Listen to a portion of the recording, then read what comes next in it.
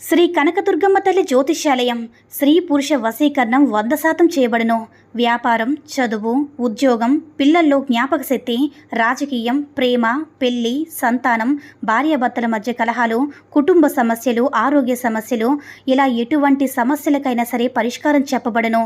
ముఖం చూసి, చెయ్యి చూసి ఏ సమస్యకైనా ఫోన్ ద్వారా జ్యోతిష్యం చెప్పబడును.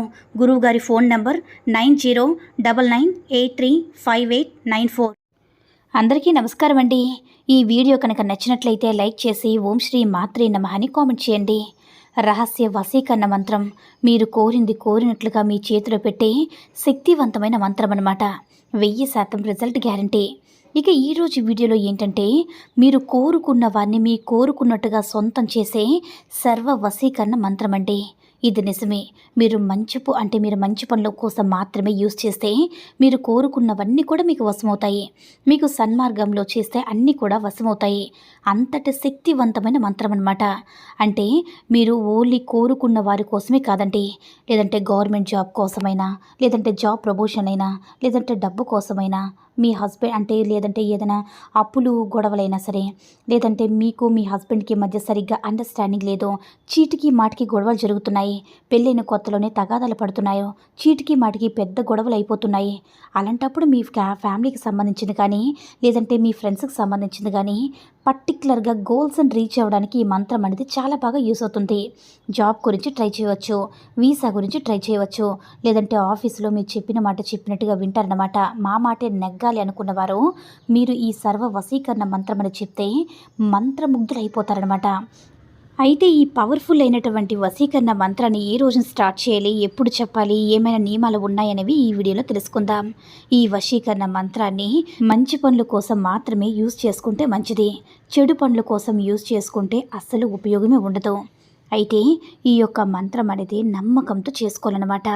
అయితే మీరు ఈ యొక్క మంత్రాన్ని బుధవారం కానీ, శుక్రవారం కానీ, ఆదివారం కానీ, పౌర్ణమి కానీ, అమావాస్య తిథులు కానీ ఎప్పుడైనా సరే స్టార్ట్ చేసుకోవచ్చు.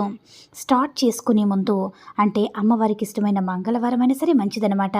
అమ్మవారికి ఇష్టమైనటువంటి ఏదైనా ఒక మంత్రాన్ని, బీజాక్షరాన్ని, ఓం ఐం హ్రీం శ్రీం అనే మంత్రాన్ని 108 సార్లు జపించాలి.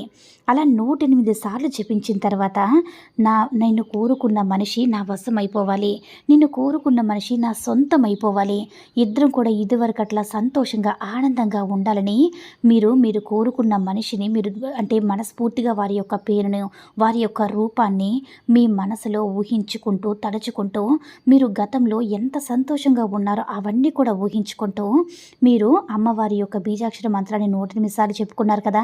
అలా చెప్పుకున్న తర్వాత మీరు కోరుకున్న మనిషిని కూడా మీ మనసులో ఈ విధంగా ఊహించుకోవాలన్నమాట.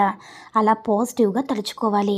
అలా తలుచుకున్న తర్వాత ఇప్పుడు చెప్పబోయే మంత్రం అనేది చాలా చాలా అతి శక్తివంతమైనటువంటి ఆ వశీకరణ మంత్రం ఏంటంటే, ఓం శ్రీం కామిని ఫట్ కురు కురు స్వాహ.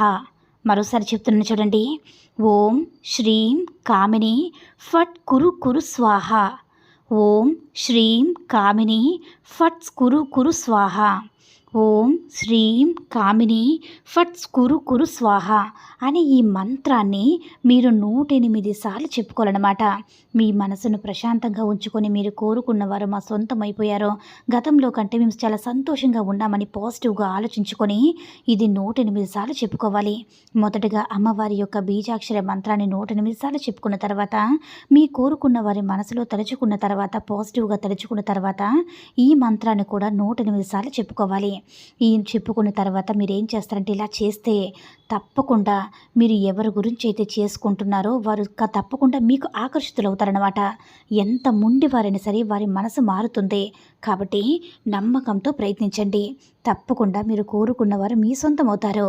ఈ వీడియో కనుక నచ్చినట్లయితే లైక్ చేసి షేర్ చేయండి. మరిన్ని వీడియోస్ కోసం మన ఛానల్ని సబ్స్క్రైబ్ చేసుకుని మాకు కొంచెం సపోర్ట్ చేయండి. ధన్యవాదములు.